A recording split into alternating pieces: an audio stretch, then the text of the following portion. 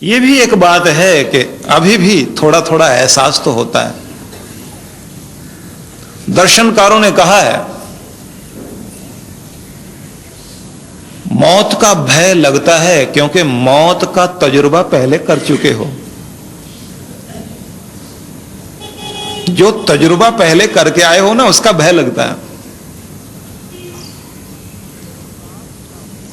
किसी किसी को आग का भयंकर रूप देखकर इतना डर लगता है वो बेहोश हो जाते हैं, क्योंकि आग से जलकर कभी शरीर छूटा था। किसी किसी व्यक्ति को ऐसा महसूस होता बहुत बहुत पानी बह रहा हो, चक्कर खा जाते हैं एकदम, कभी डूब करके मौत हुई थी। वो तजुर्बा है, आत्मा याद कराती है। किसी को बहुत ऊंचाई देखकर स्थिति खराब हो जाती है, घबरा जाता है उस समय, ऊंचाई पर जा ही नहीं सकता, ऊंचाई से कभी गिरा था। किसी आदमी की हालत होती है खून बहता, किसी का भी देख ले एकदम बेहोश हो जाएगा। उसी रूप में मौत हुई थी कभी। तो इतनी याद तो है, मौत का अनुभव किया था, इसलिए आज मौत का समाचार, विचार, कहानी कुछ भी पता लग जाए, मरने से डर भी लगता है, घबराहट भी होती है। जिनके साथ कुछ निकटता थी वे अनजाने लोग भी पास से गुजर जाएं तो भी ये एहसास होगा, जानकारी थी, लगता है कोई पहचाना हुआ इंसान है। किसी को देखकर एकदम ही ऐसा महसूस होगा, इस आदमी के साथ न बात करनी, न इसके पास बैठना, न लेन देन रखना, न कोई संबंध रखना, मतलब पिछली शत्रुता आज भी याद करा रही है, इससे कोई मतलब नहीं रखना। और कभी कभी तो यह भी होगा कि घर में वो रिश्ता लेकर जन्म चुका है, बेटा बन के आ गया, मित्र बन करके,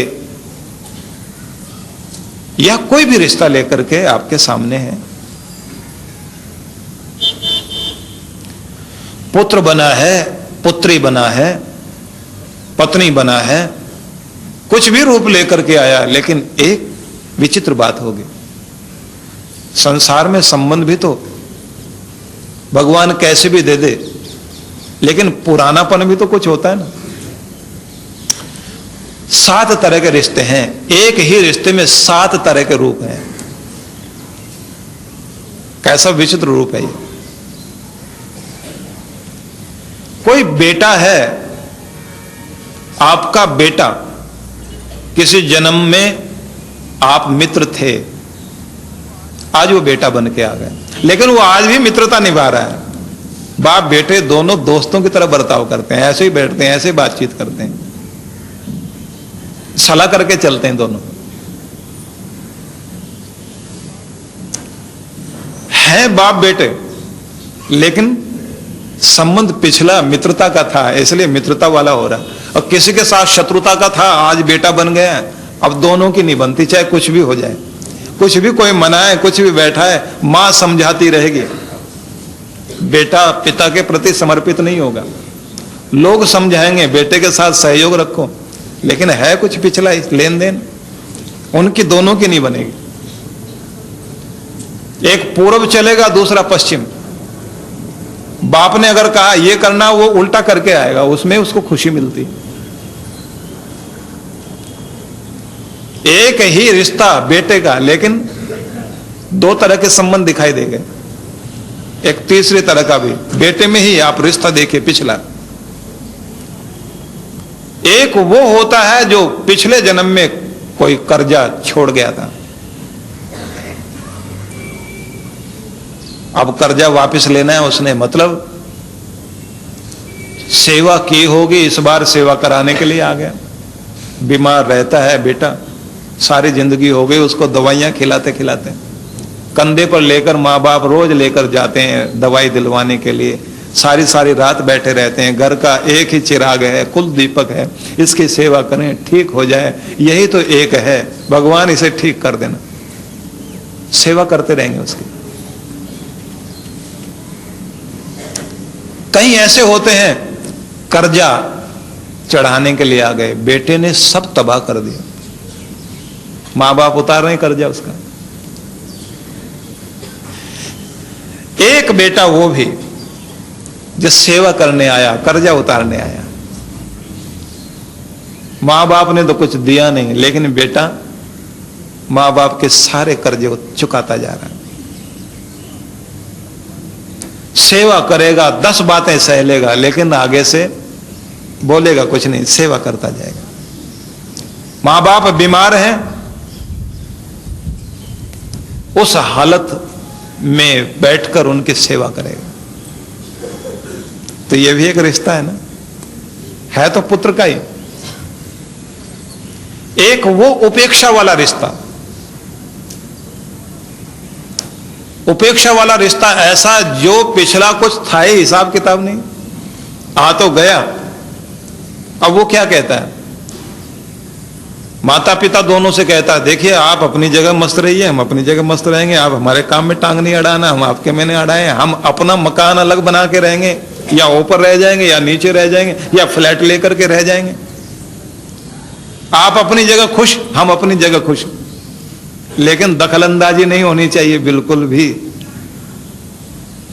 अपने अपने में मस्त है, कौन सुखी कौन दुखी लेना देना ही नहीं है। यह भी तो एक रिश्ता है। 5 हो गए, पुत्र में 5 रिश्ते देख लिए आपने, लेकिन 6ठा 7वां रिश्ता भी है। कई पुत्र वे हैं पुण्य आत्मा, जन्म जन्मांतर के पुण्य करके इस संसार में पुण्य आत्मा आए, और समझना आपके भी कुछ पुण्य थे, जिन पुण्यों के कारण वो आत्माएं आपके साथ जुड़ी।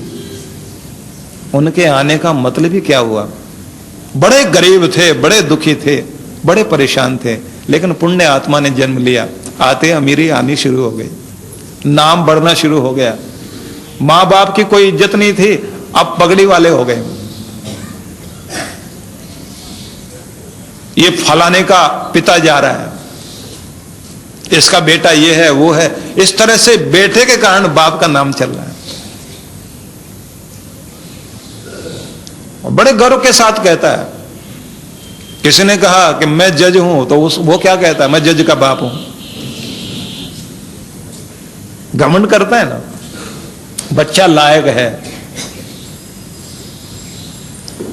तो एक स्थिति, ये पुण्य आत्मा आ गया, आते ही उसने सारे घर की स्थिति बदल दी। रिश्तेदारों में मान बढ़ गया, मित्रों में मान बढ़ गया, मां बाप की पगड़ी ऊंची हो गई, घर परिवार समृद्धिशाली हो गया। मां बाप को कहता है, बेटा जितना मर्जी आए हाथों से दान करो, पुण्य करो, सेवा करो, बांटते चले जाओ, आप खुश रहो, हमें तो आपकी खुशी देखनी है। ये 6ठा रिश्ता लेकर आया। एक 7वें रिश्ते वाला भी होता है। कोई दुष्ट आत्मा है, बड़े पाप करके और फिर जन्म ले। पुण्य आत्मा ने जन्म लिया, मां बीमार रहती थी, उसके जन्म के साथ ही मां ठीक हो गई। और दुष्ट आत्मा ने जन्म लिया, मां स्वस्थ रहती थी, उसके पैदा होते सदैव के लिए बीमार हो गई। घर परिवार की हालत खराब हो गई, जो कुछ था सब नष्ट हो गया, कर्जदार हो गए, और उसके बाद भी चैन से नहीं बैठा, कर्म ऐसे करता जाता, रात दिन कलह क्लेश। मां बाप दुनिया के ताने सुन के, लोगों की बातें सुन सुन के रात दिन रोते रहते हैं।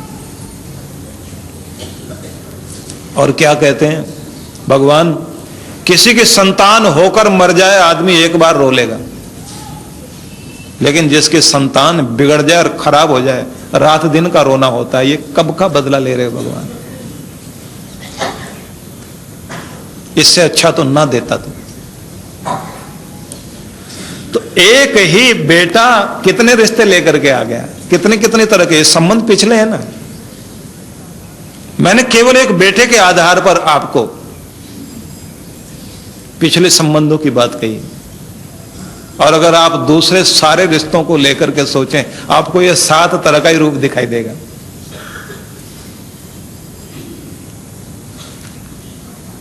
इसलिए इस संसार को समझना आसान बात नहीं है, दुनिया को समझना आसान बात नहीं। सिर्फ इतना ही समझने की कोशिश करो, जिसके इर्द गिर्द ये सब जाला बुनता है, अर्थात जो समस्त की रचना करता है, निर्माण करने के बाद सबका पोषण करता है और फिर सबको अपने अंदर समेट लेता है, उसके प्रति श्रद्धा से माथा झुकाना सीख जाओ, धन्यवाद करना सीख जाओ और उसके हर स्वरूप को सुंदर स्वरूप मानो। इसमें भी कोई भला है, इसमें भी कोई अच्छाई है। तेरे तरीके तरह तरह के हैं, तो समझाना चाहता है, अक्ल देना चाहता है, आगे बढ़ाना चाहता है, मेरा भला करना चाहता है। ये सब कुछ मानना और फिर कहना मेरे प्रभु ऐसी बुद्धि कभी ना मिले, संसार में अपयश का भागी बनूं, सताने वाला बनूं, किसी का हक छीनने वाला बनूं, किसी से सेवा कराने वाला बनूं, ऐसी स्थिति कभी ना देना। बांटने वाला बन जाऊं, देने वाला बन जाऊं, कर्म करने वाला बन जाऊं, शरीर, मन, बुद्धि, आत्मा मेरा साथ निभाती रहे। जब तक रहूं दुनिया में कर्मशील बना रहूं।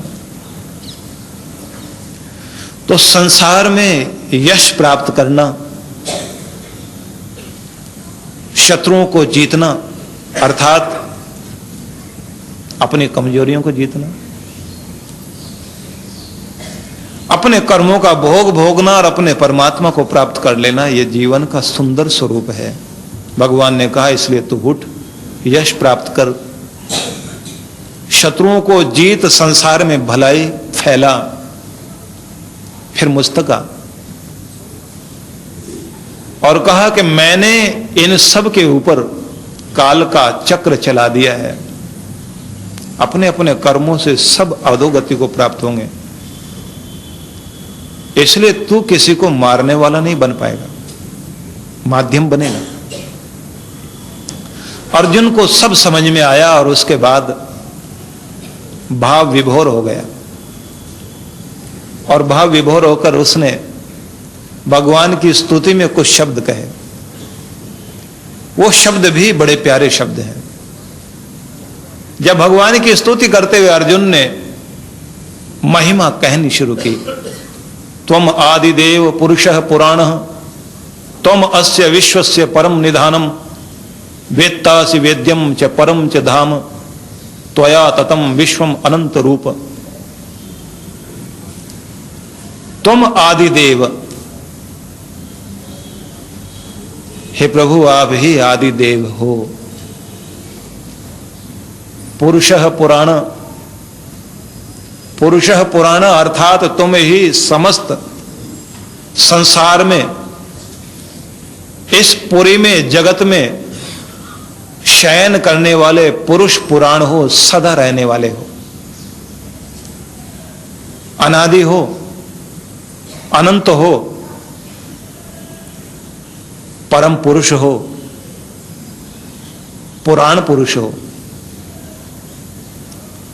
सबसे पुराने सदा से हो, सदा आप रहोगे। परिवर्तन जहां आ रहा है वो सब नश्वर है, जिसमें परिवर्तन नहीं आता वो अनश्वर है, वो आप हो। तुम अस्य विश्वस्य परम निधानम, और आप ही हो इस संसार के परम आधार, जिस पर संसार टिकता है, जो संसार का केंद्र बिंदु बना हुआ है, जो शक्ति है। तुम ही वेत्तासि वेद्यम, तुम ही जानने वाले हो, तुम ही जानते हो और तुम ही जाने जा सकते हो। तुम ही हो परम धाम, बड़ा प्यारा शब्द है। परम धाम वो है बड़ा घर छोटे छोटे घर आप दुनिया में कहीं भी बना लो, थोड़ी थोड़ी देर के लिए रह करके आ जाना, लेकिन जो आपका अपना परम धाम है, जहां आप बसे, जहां आप पले, जहां आप रहते हो, कुछ दिनों के लिए कहीं भी चले गए, थोड़े दिन के लिए धर्मशाला ठिकाना, होटल ठिकाना बना, किसी का घर किराए पे ले लिया, किसी शहर में थोड़े दिन के लिए चले गए, लेकिन चैन कब पाओगे? अपने घर में आकर। अर्जुन ने कहा मैंने जान लिया आप परम धाम हो, आप ही वो ठिकाना हो जहां आकर परम शांति मिलेगी, आप में ही आकर चैन मिलेगा।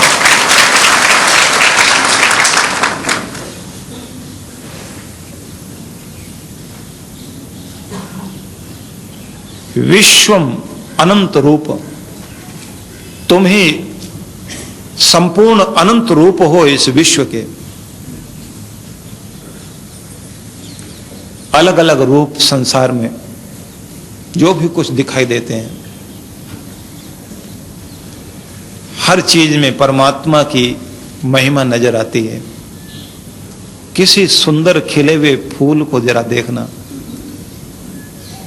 उसकी सुंदरता में परमात्मा का वास है, उसकी सुगंध में परमात्मा का वास है, उसकी कोमलता में परमात्मा का वास है। परमात्मा अपनी कृपा लेकर खिल रहे हैं। इसलिए जो दर्शन शास्त्र से संबंधित हो गया, दार्शनिक पृष्ठभूमि जिसकी बन गई, अगर एक फूल को भी देखने बैठ जाएगा उसी में खो जाएगा। तो कि तेरे सारे ब्रह्मांड को देखने की आवश्यकता नहीं, इस तेरे फूल को देखते ही तेरा रूप समझ में आ जाता है। तू कितना सुंदर है, तू कितना कोमल है, तू कितना सुगंधपूर्ण है, तू कितना पवित्र है, तू कितना ताजा है, ताजगी भरा हुआ है। तेरे सानिध्य में जाने से ताजगी आती है। अनंत रूप हैं प्रभु तेरे, अनंत रूपों को संसार में अनंत अनंत रूप में देख रहा हूं, महसूस करता हूं। अर्जुन ने आगे फिर कहा वायुर यमो अग्नि वरुण शशांक प्रजापतिस्त्वं प्रपिता महश्च नमो नमस्तेस्तु सहस्रकृत्व पुनश्च भूयोपि नमो नमस्ते। ये वो स्थिति है जहां व्यक्ति गदगद भाव से नमन करने लगता है। अर्जुन ने कहा आप ही वायु हो, यम हो, अग्नि हो, वरुण हो, शशांक शशांक हो, चंद्रमा आप ही हो, तुम ही प्रजापति हो, प्रजा का पालन पोषण करने वाले, प्रपिता महश्च, जैसे कहते हैं दादाओं के दादा,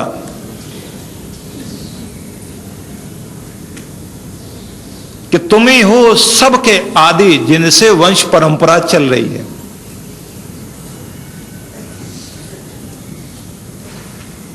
रिश्ते को कहां से शुरू करें कि जहां से शुरू होगा वहीं समझ में आ जाएगा। सृष्टि बनी, आपसे जन्म हुआ, तो तब से लेकर पिता कहो, दादाजी कहो, रिश्ता वहीं से शुरू हो गया। और आगे क्योंकि हमारी गिनती रिश्तों की 5-7 पीढ़ियों तक जाती है। ब्याह शादी में 2-3 गोत्र से लेकर 7 गोत्र तक याद कर लिए जाते हैं, उन सबको प्रणाम कर लिया जाता है। अपनी परंपरा है ये। पुरानों को याद करेंगे और याद करते करते पहले भगवान को याद करते हैं, फिर वंश परंपरा में इन सबको याद करेंगे। आखिर में ये एहसास करते हैं कि आदि तो आप ही हैं, परमात्मा आप ही हो, आप ही पालन पोषण करने वाले हो, सगे संबंधी आप हो। इसलिए जिससे सदा का रिश्ता है उससे बात की जाए। रोज रोज मिलकर बिछड़ने वालों से क्या रिश्ता रखा जाए। सबसे बड़ा रिश्ता तो परमात्मा का हुआ ना। अर्जुन कहते हैं कि आपके स्वरूप को मैंने समझा, नमो नमस्ते अस्तु, इसलिए तुम्हें बार बार नमन करता हूं प्रभु। नमन स्वीकार कीजिए। और आगे श्लोक आया है, अभी सुनाऊंगा आपको, जिसमें अर्जुन ने कहा मैं इतना गदगद हो गया हूं कि दंडवत लेटकर आपको प्रणाम करता हूं। महिमा समझ में आ जाए ना, फिर प्रणाम करने के लिए बार बार सिर झुकाने को मन करता है। उसके सजदे का आनंद ही बढ़ जाता है। फिर उसको प्रणाम सलाम करने का आनंद बढ़ जाएगा। बहुत प्रेम है उससे, बहुत आदर है उससे। अर्जुन ने कहा आप ही वायुदेव हो। संतों की भाषा में कहें, हवाएं जब बहकर चलें, शरीर का स्पर्श करें, सिर पर आए या मुख पर, एहसास होना चाहिए मेरे परमात्मा ने सिर पर हाथ रखा है, चेहरे पर प्यार किया है, पीठ पर हाथ रखा है, उसी का हाथ तो हवा बनकर मेरे ऊपर बह रहा है। जीवन संचेतना आध्यात्मिक जागरण की संदेश वाहक मासिक